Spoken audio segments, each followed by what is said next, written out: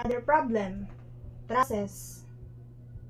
Pinapahanap dito yung forces sa lahat ng member. Ito yung figure natin. Let's say, iyan siya. So, ito is 5 kilonewton.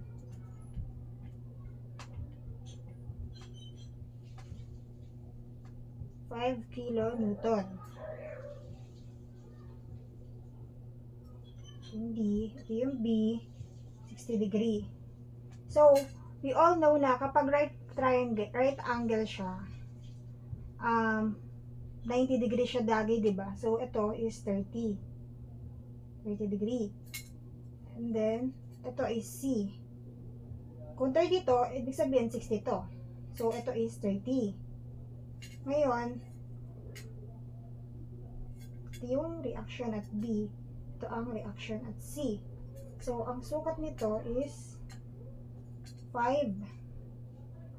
Ito muna, free body diagram. Sa free body diagram natin, meron tayong, assume natin to as X. So, ito naman is Y. Y yan. So, let's assume na ang FAB natin is tension. So, the angle here is 30 degrees. And 60 degrees here. So, in-assume ko rin dito na ang forces AC natin is tension. So, ito, we all know na 5 kN to, diba? 5 kN downward. And then, ngayon, kailangan muna natin hanapin ay summation of forces horizontal. So, equate natin sa 0. Hinahanap natin is FAC. So, FAC plus 5 cosine 60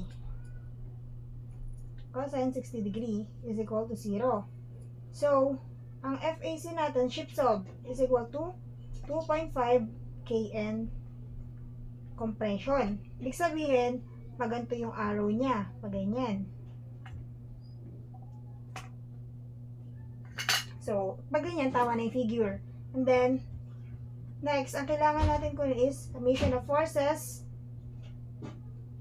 vertical. Equate natin sa 0 and then FAB plus 5 cosine 30 is equal to 0. So, ang FAV natin, Shipsov ulit, ang makukuha is 4.33 kN. And nag-negative, so compression siya. Ngayong compression siya, ibahin natin to para matama na natin yung figure. Yan. Tama na. So, next, kailangan naman natin is, ang wala na lang tayo dito ay FBC. FBC na lang. Ito na lang yung malaki na to. So, figure ulit. Sa figure na to, dito yung FAC, which is yung negative 2.5, and ito yung FBC. Meron tayo dito yung degree, 30 degree. So, ngayon, magsa-summation forces horizontal ulit tayo. So, negative going to the left.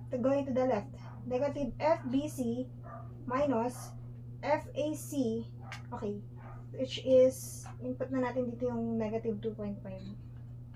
Negative 2.5 cosine 30 is equal to 0.